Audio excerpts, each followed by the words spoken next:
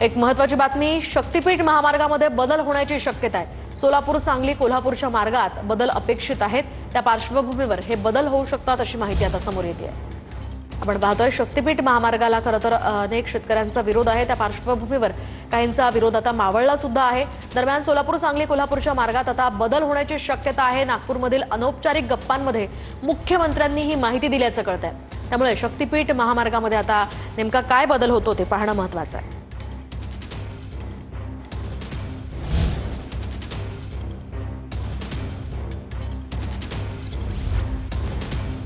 तर आपण पाहतोय सोलापूर सांगली कोल्हापूरच्या मार्गामध्ये हा बदल होऊ शकतो अशी शक्यता वर्तवण्यात आलेली आहे। नागपूरमध्ये अनौपचारिक गप्पांमध्ये मुख्यमंत्री देवेंद्र फडणवीस यांनी ही माहिती दिली आहे। त्यानुसार आता शक्तीपीठ महामार्गामध्ये बदल होण्याची शक्यता आहे। आपण पाहतोय काही दिवसांपूर्वी खरं तर अनेकांनी तीव्र विरोध या शक्तीपीठ महामार्गाला केलेला होता। अनेकांनी आंदोलनं सुद्धा केली होती।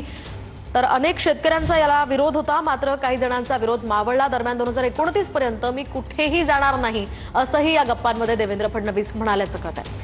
आपण पाहतोय सध्याची ही महत्त्वाची अपडेट। आज मुख्यमंत्री नागपुरात आहेत आणि त्या ठिकाणी अनौपचारिक गप्पांमध्ये त्यांनी हे म्हटलेलं आहे, 2029 पर्यंत मी कुठेही जाणार नाही असं मुख्यमंत्री देवेंद्र फडणवीस म्हणालेले।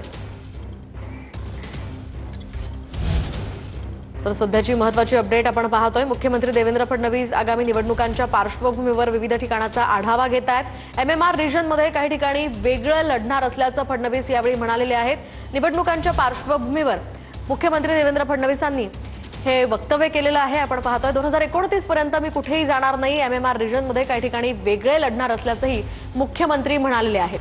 आपण पाहतोय आगामी निवडणुकांच्या पार्श्वभूमीवर एकत्र लढायचं, महायुती म्हणून लढायचं की वेगवेगळे लढायचं अशी चर्चा सुरू असतानाच मुख्यमंत्र्यांनी हे महत्त्वाचं विधान केलेलं आहे। MMR रिजनमध्ये काही ठिकाणी वेगळे लढणार असल्याचं मुख्यमंत्री म्हणाले।